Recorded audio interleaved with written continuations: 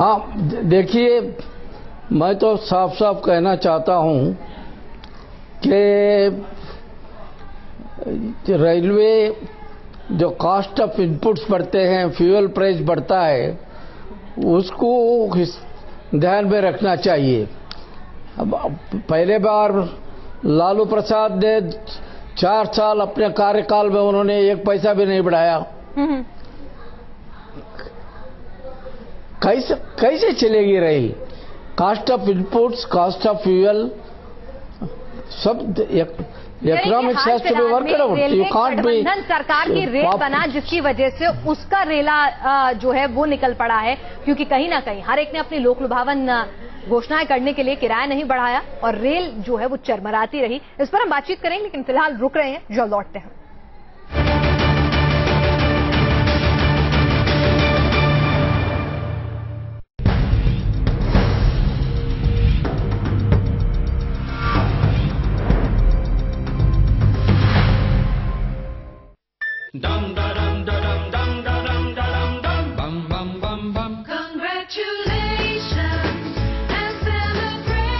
Nice guys step up in life. There's no envy. There's only joy. Step up in power, comfort and style. New Activa 125. Step up. एक नाम जो है स्वाद के शिखर पे, शिखर पान मसाला, क्वालिटी पसंद लोगों के लिए। मैडम जी, वोट किसको दोगी? कहने में हिचकिच। विक्स की गोली लो, खिच खिच दूर करो। जब दूसरी पार्टी जीतेगी तब पता लग जाएगा। जैसी भी खिचकिच बोलो बिना हिचकिच।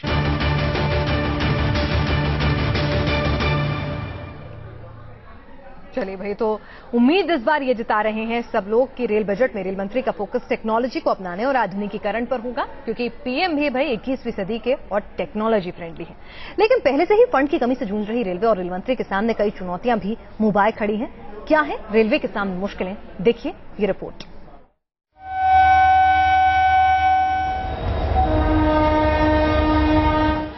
मोदी सरकार भारतीय रेल को वर्ल्ड क्लास बनाने का दावा पहले ही कर चुकी है। ऐसे में सबकी नजरें इस बात पर टिकी हुई हैं कि पीएम मोदी और उनके रेल मंत्री लोगों की उम्मीदों पर खरे किस तरह उतरेंगे, क्योंकि मुसाफिरों की यात्रा सुविधाजनक बनाने के लिए रेलवे के पास फंड से लेकर संसाधनों की भारी कमी है। रेल किराया बढ़ने के बाद सरकार भी कह चुकी है कि वो यात्री सुविधाओं में इजाफा करेगी।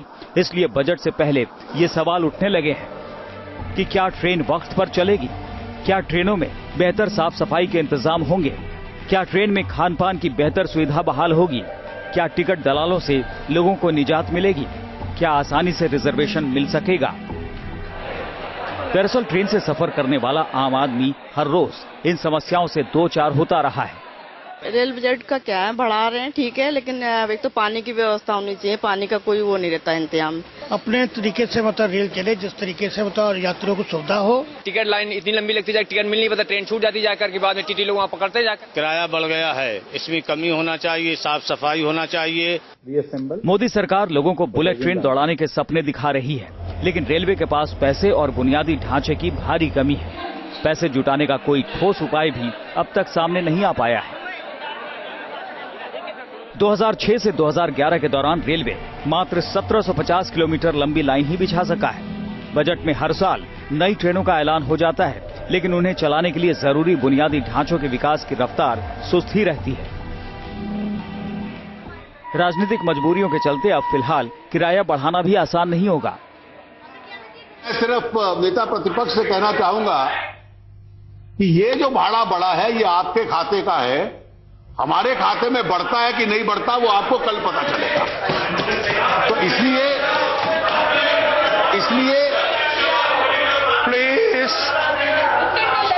Please sit down. विरासत थी आपकी जो आप छोड़कर गए थे। ट्रेनों की सुरक्षा भी एक बड़ा मुद्दा है। ऐसे में आम जनता यही चाहेगी कि सरकार रेलवे सेफ्टी पर खास जोर दे।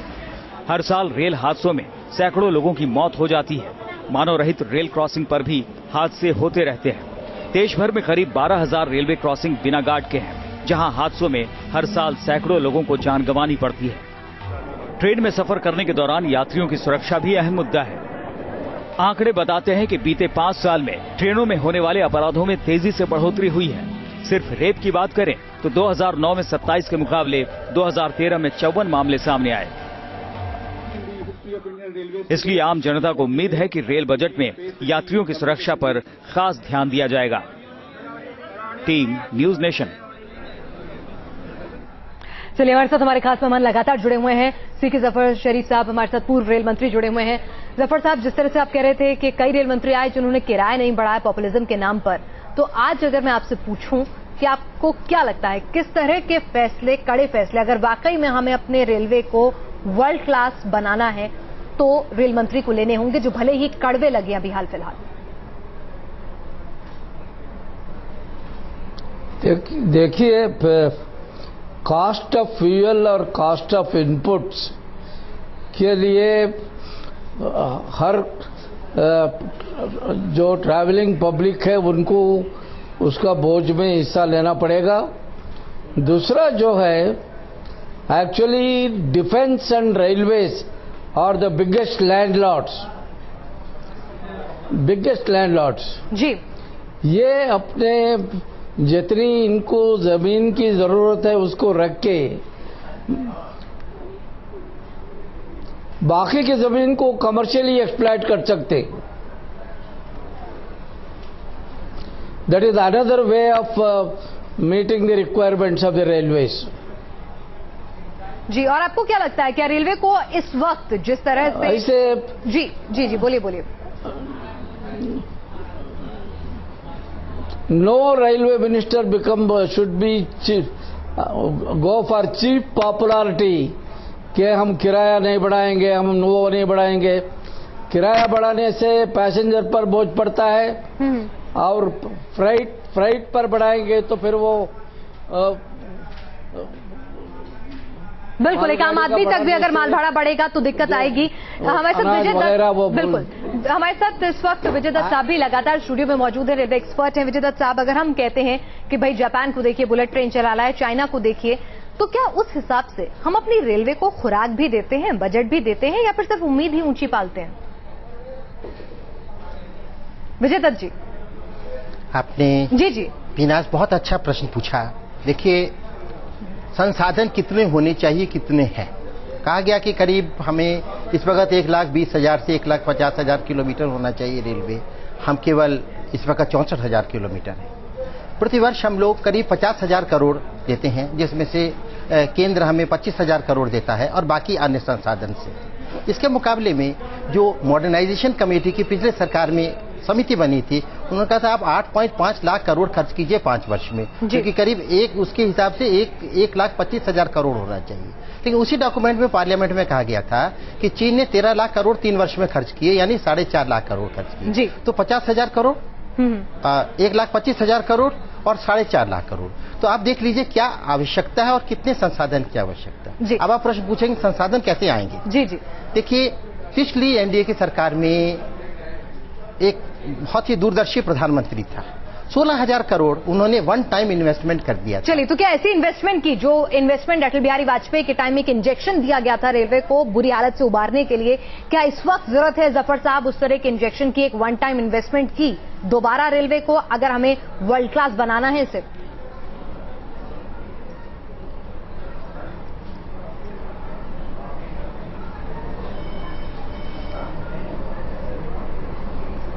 सीके जाफर साहब, आप सुन पा रहे हैं मुझे? हेलो जी, आप तक मेरा सवाल पहुंच पाया?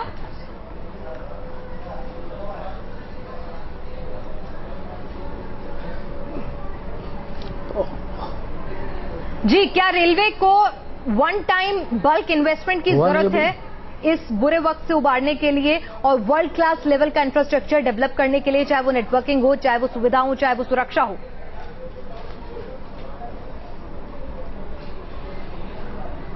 लगता है सीके जाफर साहब तक हमारी आवाज नहीं पहुंची। जी बोलिए। जहां तक जी बोलिए। हेलो, हाँ बोलिए, आपकी आवाज आ रही है। जहां तक सुरक्षा का मामला है, it is not only the railway protection force, state government भी अपने लॉ एंड ऑर्डर को संभालना है। तभी जाके सुरक्षा होगा। सुरक्षा सिर्फ रेलवे पर बोझ डालने से नहीं, रेलवे को ब्लेम करने से नहीं होगा। चलिए, सुरक्षा के लिए दत्त साहब एक क्लोजिंग रिमार्क बहुत छोटा सा, क्या करना चाहिए? मैं पहले तो संसाधन की अगर आप इजाजत दीजिए तो आधा मिनट में जी जी, वक्त की कमी है, मैं चाहूंगी सुरक्षा पे बात हो जाए एक बार। देखिए, सुरक्षा जुड़ी हुई है आपके इन्वेस्टमेंट से, मॉडर्नाइजेशन से। किस प्रकार से सुरक्षा बढ़ेगी, ये सारे रास्ते तय हैं। अगर आप फंड का इंजेक्शन करेंगे तो सुरक्षा अपने आप। चलिए, तो कुल मिलाकर बात घूम फिरकर फंड्स पर आ जाती है कि अगर हम चाइना की तरफ कंपेयर करते हैं कि हमें चीन जितना हमें रेलवे नेटवर्क चाहिए तो उतना फंड भी देना होगा, और कहीं ना कहीं जो पॉपुलिज्म की तरफ जो हाल फिलहाल में, चाहे वो कोalition गवर्नमेंट की वजह से कह लीजिए, एक पपेट्री मिनिस्ट्री बनकर रह गई थी, कहीं ना कहीं अब कुछ स्ट्रांग फैसलों की जरूरत है। शायद वो कड़वे लगे लेकिन भविष्य के रेलवे के लिए बेहतर साबित हो सकते हैं। लेकिन अगर आप जेब ढीली कराएंगे तो जनता उसका हिसाब भी मांगेगी और उतनी सुविधा भी मांगेगी। ये भी रेल मंत्री को याद रखना होगा। हमारी इस खास पेशकश में आप सभी शामिल हुए, आपका बहुत बहुत शुक्रिया। फिलहाल इतना ही, आगे भी खबरों का सिलसिला न्यूज नेशन पर जारी है।